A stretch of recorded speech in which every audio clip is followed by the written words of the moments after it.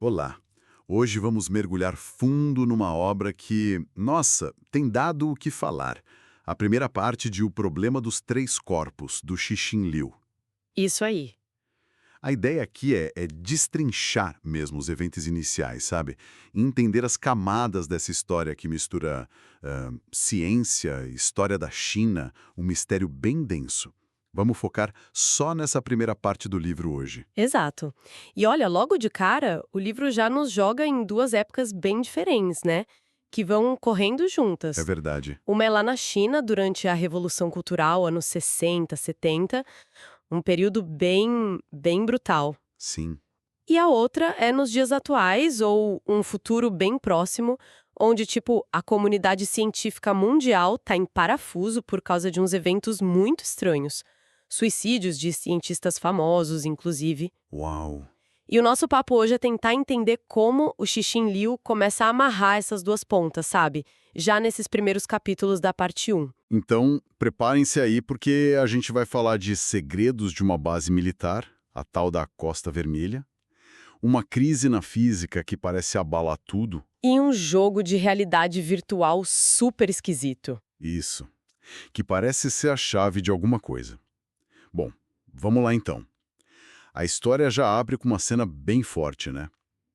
A gente está lá na Revolução Cultural, uma tal de sessão de luta.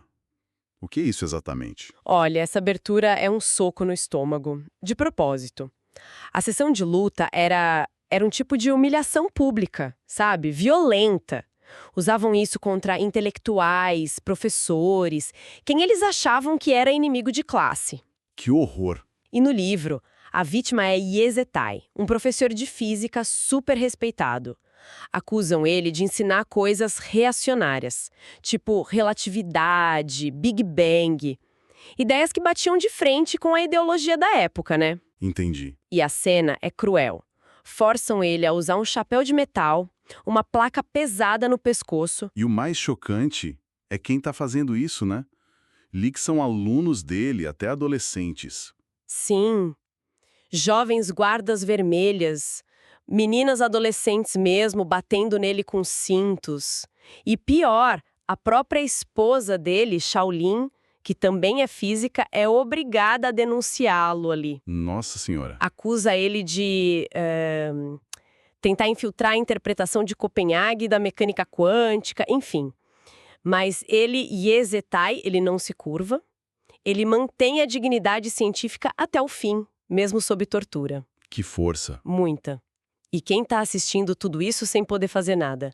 A filha dele, Ye Wendy, uma jovem estudante de astrofísica. Ah, Ela vê o pai ser espancado até a morte ali. Esse momento, olha, é a chave para entender a Ye Wendy. O trauma, a desilusão dela com a humanidade, tudo começa ali, marca pra sempre, né? com certeza. E o livro ainda menciona rápido a irmã mais nova dela, a Wen Shui, que era guarda vermelha fanática e morreu antes nessas brigas internas do movimento. Quer dizer, a tragédia cercando a família por todo lado. É um começo realmente devastador. E depois disso, o que acontece com a Yewenji sendo filha de um inimigo? O futuro acadêmico dela acaba ali, né? Mandam ela para um lugar super remoto, o corpo de produção e construção, lá na Mongólia interior. Basicamente um campo de trabalho forçado para desmatar tudo. Nossa, E lá ela vira uma sombra, silenciosa, operando máquina pesada. Dá para sentir o peso do trauma nela. mas mesmo isolada assim, ela conhece alguém importante, né? Um jornalista. Sim, o Bai Mulin. Ele também foi mandado para lá para reeducação. Ele percebe que ela é inteligente e sensível e ele tá incomodado com o desmatamento todo. Ah, Aí mostra para ela um livro proibido, Primavera Silenciosa, da Rachel Carson, um clássico do ambientalismo. Aquilo mexe com a Ye Wendy. faz sentido, né? Ver a natureza sendo destruída depois de ver a humanidade se destruindo. Exato.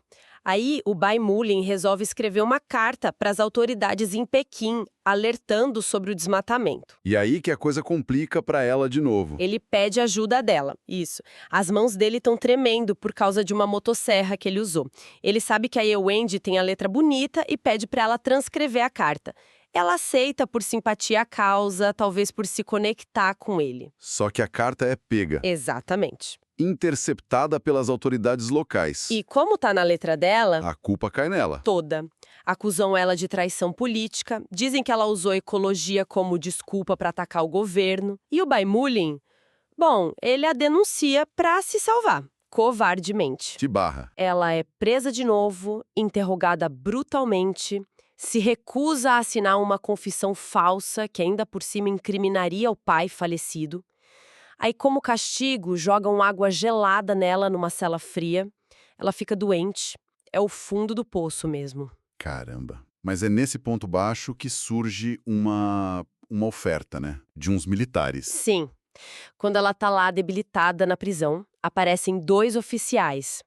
Yang Wening, que, olha a ironia, foi aluno do pai dela, e Lei Zhisheng, o comissário político de uma base secreta. E o que eles oferecem? Uma saída da prisão, mas com uma condição: dedicar a vida inteira a um projeto militar ultra secreto num lugar isolado chamado Base Costa Vermelha, lá no Pico do Radar. E ela aceita. Sem muita escolha, né? Ela aceita. É tipo trocar uma prisão por outra, mas talvez uma prisão com um propósito científico. Para ela, naquele momento, é quase uma salvação. Essa trajetória dela é, uau, muita traição, perda, desilusão. Que base forte para a personagem. Aí a história dá um salto, né? Vem para o presente. Exato. Avançamos décadas e conhecemos Wang Miao.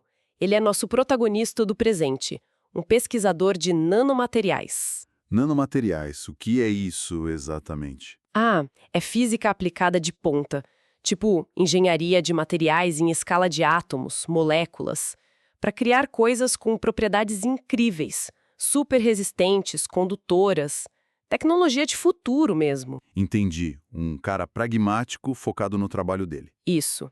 Mas a vida dele tá prestes a virar de cabeça para baixo. E como isso começa? Ele é abordado por um policial, um cara meio bruto, direto, chamado Shi Qiang, mais conhecido como Dashi. Dashi. É, ele não é um policial qualquer. É experiente, cínico, mas muito esperto. E ele está investigando algo grande. Uma onda de suicídios recentes. De físicos importantes? No mundo todo. Suicídios de cientistas. Mas tem alguma ligação entre eles? O Dashi diz que muitos deles, antes de morrer, tinham alguma ligação com uma organização acadêmica meio misteriosa, chamada Fronteiras da Ciência. Fronteiras à ciência. É. Um grupo que discutia os limites da ciência, mas que o Dashi desconfia que tem algo mais sinistro por trás. Um dos casos mais chocantes é o de Yang Dong, uma física teórica jovem, brilhante, especialista em teoria de cordas. Teoria de cordas. Aquela que tenta unificar tudo. Essa mesma. E a morte dela choca porque ela deixou um bilhete de suicídio muito enigmático. O que dizia? Simplesmente, a física nunca existiu. Nossa. Vindo de uma física? Pesado? E o Jingyi tá em crise, não só pela perda, mas com a própria ciência. E ele explica por quê o que tá pegando com a ciência? Ele usa uma analogia ótima, uma mesa de sinuca. Sinuca. Imagina você dar uma tacada calculada, esperando um resultado previsível segundo as leis da física. Mas, de repente, tudo vira caos. Resultado aleatório, imprevisível. Tá. É isso, segundo o Jingyi, que começou a acontecer nos aceleradores de partículas. Os resultados das colisões, que deveriam seguir padrões, viraram ruído, sem sentido, como se as leis da física estivessem falhando ali, na hora H. Caramba! Que ideia perturbadora! Totalmente. E é esse tipo de coisa que está levando cientistas ao desespero, como a Yang Dong. Entendi. E como o Wang Miao acaba se envolvendo mais nisso? O Dashi quer algo dele. Exato. O Dashi e o chefe dele, um general Shen Weici, que comanda tipo um centro de guerra multinacional secreto, eles pressionam o Wang Miao. Querem que ele use o acesso dele ao mundo acadêmico para se infiltrar nas reuniões das Fronteiras da Ciência. Vira espião? Basicamente. Para descobrir o que está por trás dos suicídios, dessa crise na física. O Wang Miao reluta, né? Ele é cientista, não agente secreto. Claro. Mas a curiosidade sobre a Yangdong, sobre essa falha na física e um senso de responsabilidade acabam convencendo ele a ajudar, mesmo a contragosto. E ele vai nessas reuniões. O que ele encontra lá? Sim, ele começa aí, geralmente na casa de Shen Yufei, uma física nipo-chinesa, descrita como genial, mas fria, distante. E o marido dela?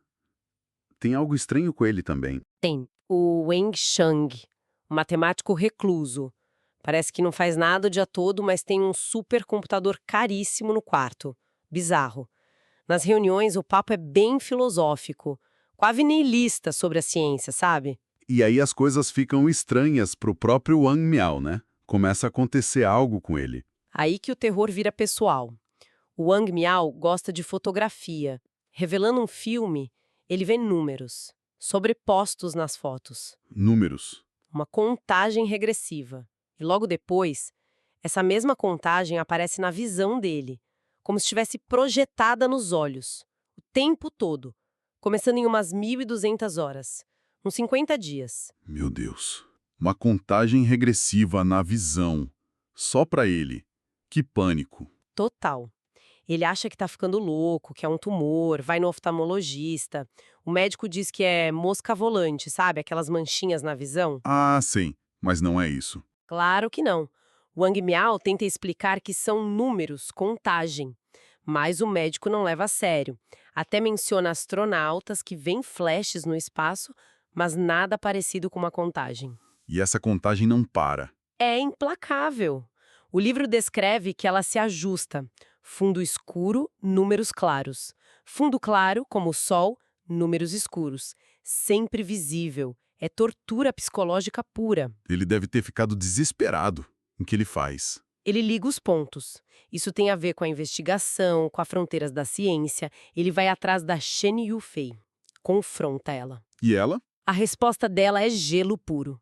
Confirma que é real e dá um ultimato. Ultimato. Ou ele para imediatamente a pesquisa dele com nanomateriais, lembra, aquela pesquisa de ponta dele. Lembro. Ou ele continua e o universo inteiro vai piscar para ele, numa data e hora específicas, dali a 3 dias. O universo piscar.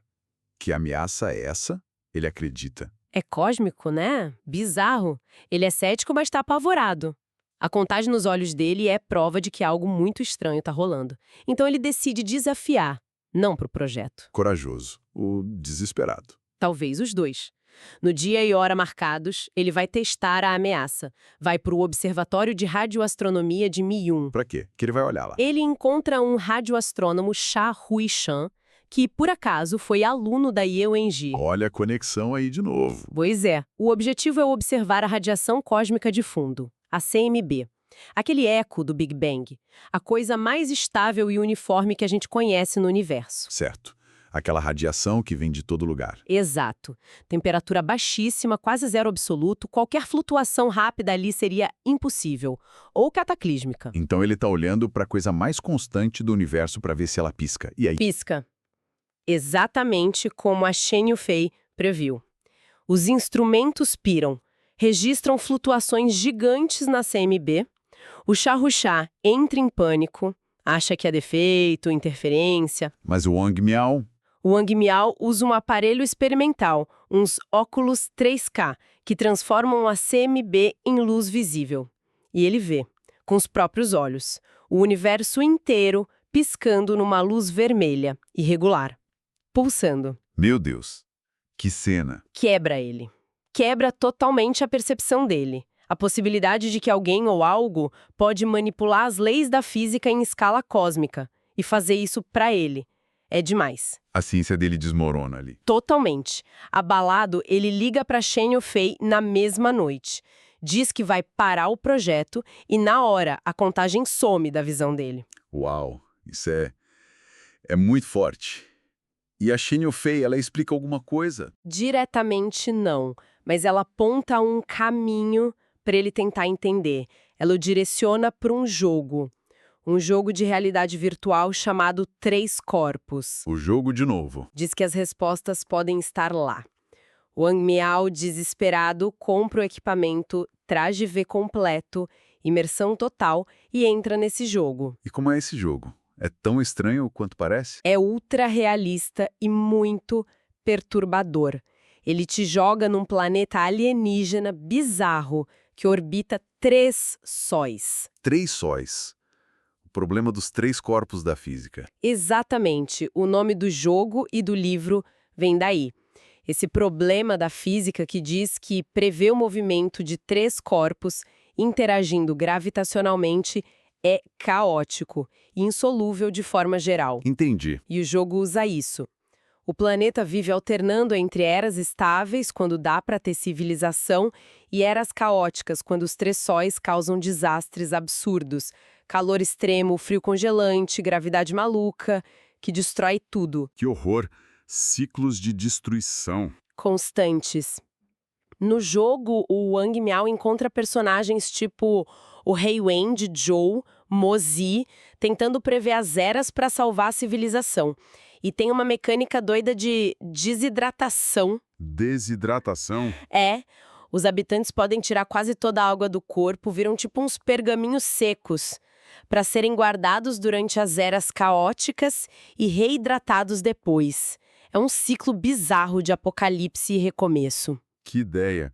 Mas o Wang Miao não fica só no jogo, né? Ele ainda busca respostas fora. Não, ele ainda está muito abalado com o universo piscando. E lembra de um conselho do Jingye, procurar a mãe da Yangdong. Ah, sim. Ele vai, talvez esperando encontrar uma senhora comum, oferecer condolências. Mas aí vem a surpresa. A mãe da física que se matou é Ye Wenji. A própria. A conexão final aí. Como é esse encontro? Onde ela tá? A Ye Wenji está vivendo uma vida calma, aparentemente. Professora aposentada de astrofísica na Universidade Tsinghua. A mesma do pai dela. Que volta que a vida dá. Pois é. Wang Miao a encontra no apartamento dela e o contraste é enorme. O caos que ele está vivendo versus a calma quase resignada dela. Ela carrega o passado, mas com uma serenidade estranha. E eles falam sobre a Yangdong? Sobre a crise toda? Falam. Ye Wenji lembra da filha com carinho, mas melancolia.